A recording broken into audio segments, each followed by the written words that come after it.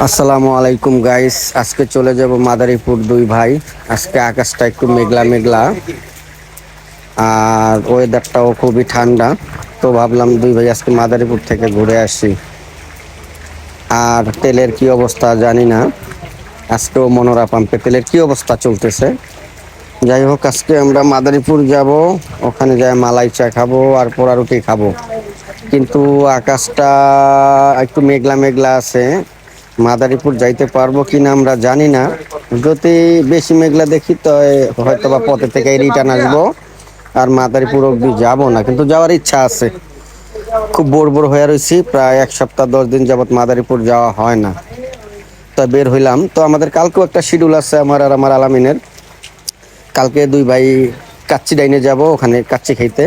কালকে এটা আমাদের একটা শিডিউল আছে দুই ভাইয়ের, কালকে আমরা কাচ্চি ডাইনে যাব। তো ভাবতেছিলাম যে আজকেও যে একটু ঘুরে আসি। আজকে কাচ্চি ডাইনে আমরা যাব না, আজকে আমরা হচ্ছে লেক পাড়ে যাব। যাই হোক, মনোরা পাম্পের কি অবস্থা জানি না। ও মানে এদিক দিয়ে যাতায়াত করলে খুবই খারাপ লাগে, মানে বাইকারদের দেখলে, মানে ঘন্টার পরে ঘন্টা সিরিয়াল দেওয়া যেভাবে বাইকগুলা দাঁড়ায় থাকে, মানে খুব খারাপ লাগে প্রচন্ড।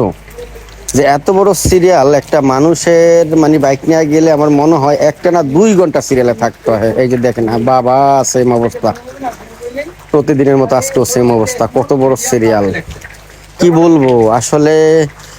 এই সংকটটা কাইটা গেলে আসলে এই সিচুয়েশনে যেন আর কোনো বাইকার আল্লাহ পাক না ফালায়। যারা কর্মস্থলে আছে, কি বলবো, যারা বাইক দিয়ে টিপ মারে তাদের জন্য যে কি প্যারা। মানে তারা এই সিরিয়ালে দাঁড়াইলে সেই লোকটা কখন বাইরে বের হবো, সে কখন মানে টাকা ইনকাম করব, কখন টিপ মারবো, মানে এগুলা ভাবলে যে আমরা তো ব্যবসায়ী মানুষ, আমাদের এগুলা নিয়ে সমস্যা হয় না। আমরা ফোন দিই, ফাঁকে পাঠায় দিই, ট্যাঙ্কিটা লোড করে নিয়ে আসি। যাই হোক, আমাদের মতো আমরা চলি। এই যে সিরিয়াল, কত বড় সিরিয়াল, বাইক রানিং এ আমরা, মানে কত স্পিডে বাইক, তারপর কি পরিমাণ সিরিয়াল, কি পরিমাণ গাড়ি। মানে এখানে তাকাইলে মনে হয় যে গরুর হাট। মানে বাইরে থেকে তাকাইলে মনে হচ্ছে কি আমরা আগে দেখতাম গরুর হাটে গেলে এরকম ভিড়। মানে এই যে ভিতরে মানুষ, এত পরিমাণ মানুষ দাঁড়ায় রয়েছে যে সে তেল নিবে, টাকা দিয়ে নিবে, কি একটা অবস্থা আল্লাহ পাক। মানে ওই যে ভিতরে কি অবস্থা, ওই যে মনে হয় গরুর হাট দেখেন। যাই হোক, আকাশটা খুবই মেঘলা, আমরা আজকে আর মাদারীপুরে যাব না। আমরা মনোরা যে দোকানটায় সবসময় বসি মোচরে, তো আলামিন আর আমি হাঁটতেছিলাম, একটু দেখতেছিলাম চারোদিকটা কেমন মেঘলা মেঘলা ভাব। তো আগে আমরা ঢুকি নাই এখানে। আলামিন বলতেছে ভাইয়াতে আজকে আর মাদারীপুরে যাব না, হাসো এখান থেকে মালাই চা খাই। এই জায়গার মালাই চাটাও খুবই সুন্দর, খুবই সুস্বাদু। আমরা প্রায় দোকানটায় মেবি আরো 6 7 8 বছর আগে থেকে, এই যে চাটা, এটা কিন্তু পুরোটাই মালাই।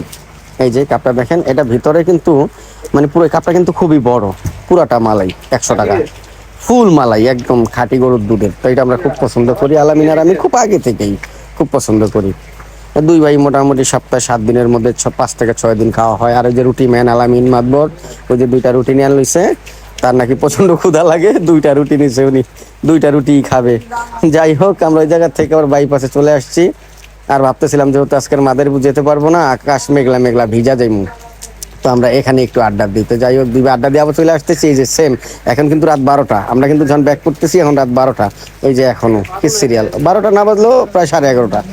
এই যে এখনো সিরিয়াল, মানে এই যে বৃষ্টি হচ্ছে, কিন্তু এখন বৃষ্টি হচ্ছে, আমি আর আলামিন ভিজতেছি বৃষ্টিতে। এই মানুষগুলা দাঁড়ায় রয়েছে, যে মানুষের ভোগান্তি আসলে। এই যে আমরা দুই ভাই ভিজতেছি, প্রচন্ড বৃষ্টি, ভিজা গেছি। এই যে মানুষগুলা সিরিয়ালে দাঁড়ায় রয়েছে, বাইকগুলা, মানে আল্লাহ পাক কি বলবো, মানে এই ভোগান্তি মানুষের। কত বড় লং সিরিয়াল, মানে এখনো রাত 11:30 বৃষ্টির মধ্যে।